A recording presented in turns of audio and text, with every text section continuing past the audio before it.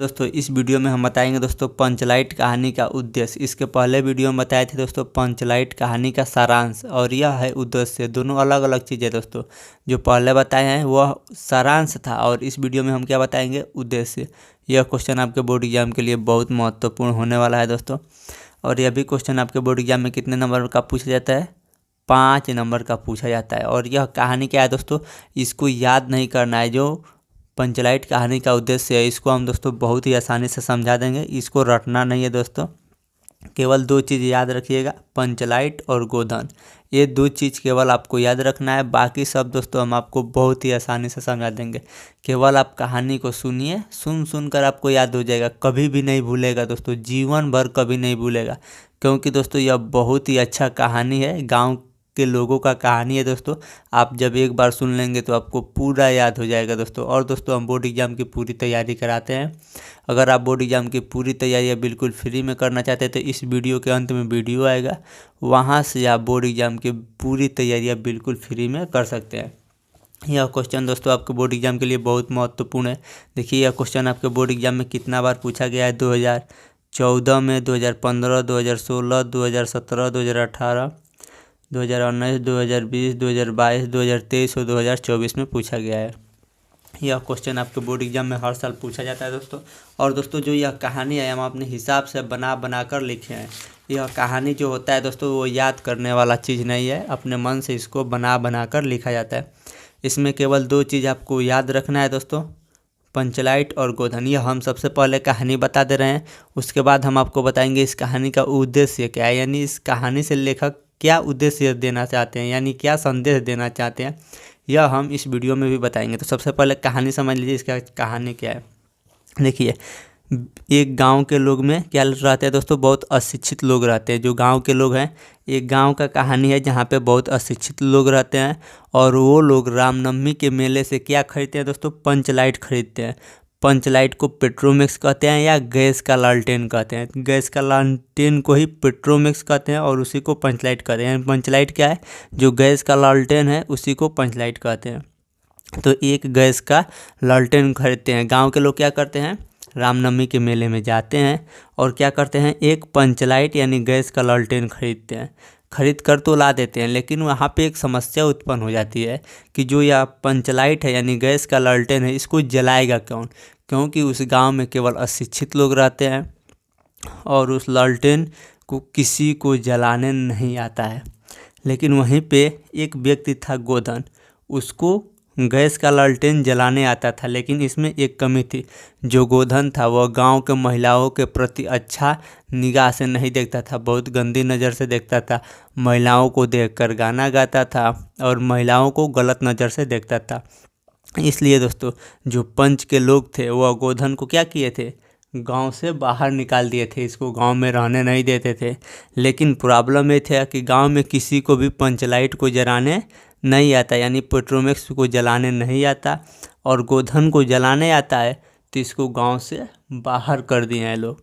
तो जब किसी को जलाने नहीं आता है तो लास्ट में यानी अंत में मजबूरी में गोधन को बुलाया जाता है और इसको क्या किया जाता है, जो गोधन है वह पेट्रोमैक्स यानी लालटेन को जला देता है। तो पूरा गांव में उजाला हो जाता है, भजन कीर्तन शुरू हो जाता है और जो गोधन होता है उसको सारी गलतियां को लोग माफ़ कर देते हैं और इसको गांव में रहने देते हैं।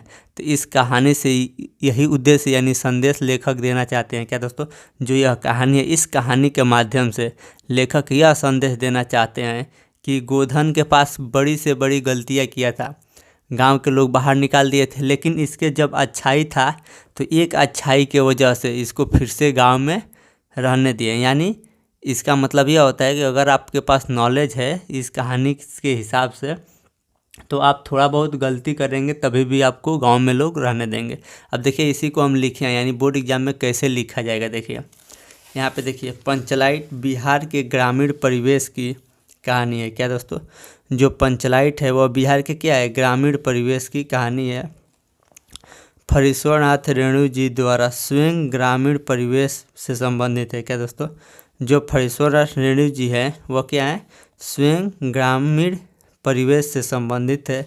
इसलिए इन्होंने कहानी के माध्यम से गाँवों को सुधार की भावना का संचार किया है। क्या दोस्तों, जो फरीश्वरनाथ रेणु जी हैं वो क्या है, वो स्वयं ग्रामीण परिवेश से संबंधित रखते हैं, वो खुद ही गांव से हैं, इसलिए इन्होंने गाँवों के कहानी के माध्यम से, यानी गांव को कहानी के माध्यम से गाँवों को सुधारने का भावना का संचार किया। यानी कहानी के माध्यम से वो क्या करना चाहते हैं, गांव को सुधारना चाहते हैं, यानी इसका संचार किया, यानी प्रचार किया। उसके बाद देखिए, पंचलाइट जलाने की समस्या तथा गोधन द्वारा उस समस्या का समाधान से कहानीकार ने साबित कर दिया है कि आवश्यकता बड़े से बड़े रूढ़िगत संस्कार और परंपरागत को व्यर्थ साबित कर देता है। क्या दोस्तों, आवश्यकता, क्योंकि जो पंचलाइट है वो जलाने किसी को नहीं आता, जो पंचलाइट जलाने का समस्या उत्पन्न हो जाता है, और गोधन क्या करता है, उस समस्या का समाधान करता है।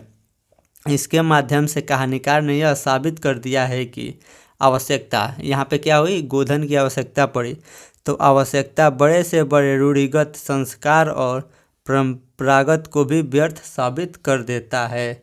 वह ऐसा था, गलत विचार रखता था गांव के लोगों के, महिलाओं ने, लेकिन फिर भी जब उसकी आवश्यकता पड़ी तो उसको क्या किए, गांव में बुलाएं, और जब वो पंचलाइट जला दिया तो उसको गांव में रहने दिए। ठीक, उसके बाद देखिए, ग्रामवासी लोग किस प्रकार एक दूसरे से जाति के आधार पर अलग अलग हो जाते हैं। क्या दोस्तों, जो ग्रामवासी है यानी गांव के लोग हैं, वह किस प्रकार एक दूसरे से जाति के आधार पर अलग अलग हो जाते हैं, एवं किसी भी शुभ अवसर पर, यानी जब कोई शुभ अवसर पड़ता है तब किस प्रकार एक दूसरे से मिल जाते हैं। जो गांव के लोग होते हैं वह अलग अलग रहते हैं, लेकिन दोस्तों जब कोई भी शुभ अवसर गांव में आता है तो वह सब क्या होते हैं, एक दूसरे से मिल जाते हैं एवं उत्पन्न समस्या का समाधान कर देते हैं। यानी जब कोई शुभ अवसर आता है, वहाँ पे कोई समस्या उत्पन्न होता है तो उसका क्या कर देते हैं, समाधान कर देते हैं। इस कहानी में अच्छे से समझाया गया है। क्या दोस्तों, इस कहानी में यही चीज़ अच्छे से समझाया गया है।